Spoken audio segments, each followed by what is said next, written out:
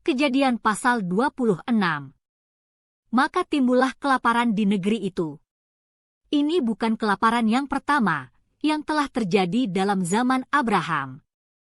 Sebab itu Ishak pergi ke Gerar kepada Abimelekh, raja orang Filistin.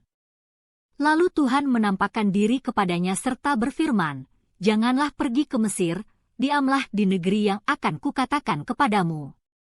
Tinggallah di negeri ini sebagai orang asing, maka aku akan menyertai engkau dan memberkati engkau, sebab kepadamulah dan kepada keturunanmu akan kuberikan seluruh negeri ini, dan aku akan menepati sumpah yang telah kuikrarkan kepada Abraham, ayahmu.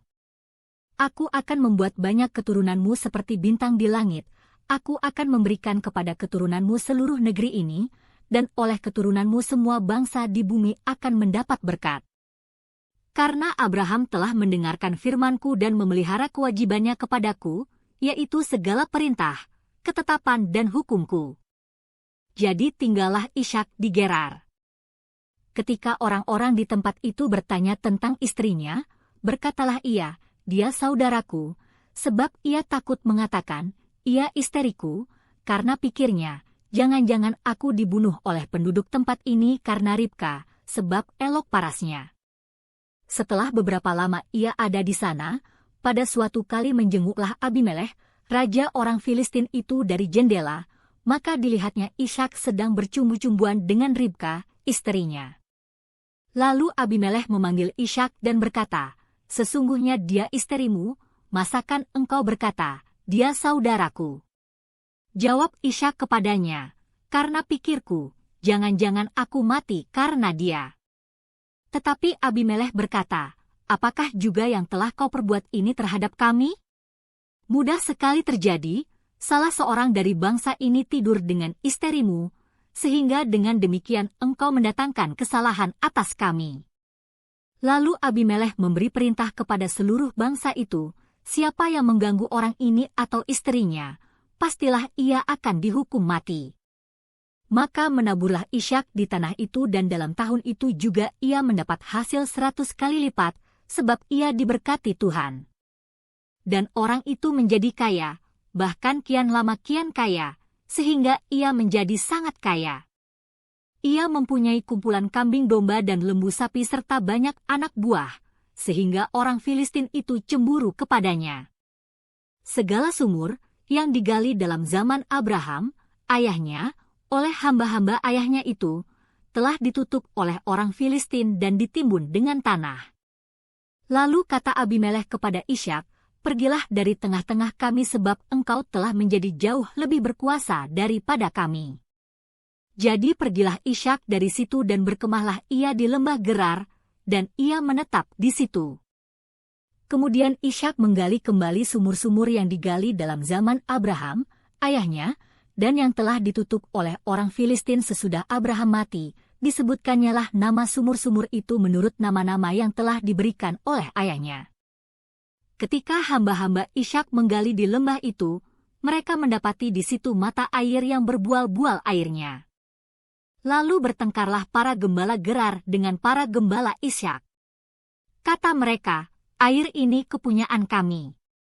Dan Ishak menamai sumur itu Esek, karena mereka bertengkar dengan dia di sana. Kemudian mereka menggali sumur lain, dan mereka bertengkar juga tentang itu. Maka Ishak menamai sumur itu Sitna.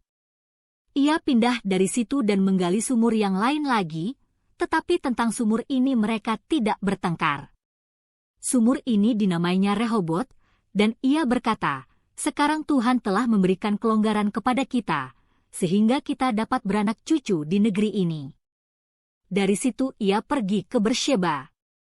Lalu pada malam itu Tuhan menampakkan diri kepadanya serta berfirman, "Akulah Allah ayahmu Abraham, janganlah takut, sebab aku menyertai engkau, aku akan memberkati engkau dan membuat banyak keturunanmu karena Abraham, hambaku itu." Sesudah itu Ishak mendirikan mezbah di situ dan memanggil nama Tuhan. Ia memasang kemahnya di situ, lalu hamba-hambanya menggali sumur di situ. Datanglah Abimelekh dari Gerar mendapatkannya, bersama-sama dengan Ahuzat, sahabatnya, dan Pihol, kepala pasukannya. Tetapi kata Ishak kepada mereka, "Mengapa kamu datang mendapatkan aku? Bukankah kamu benci kepadaku, dan telah menyuruh aku keluar dari tanahmu?"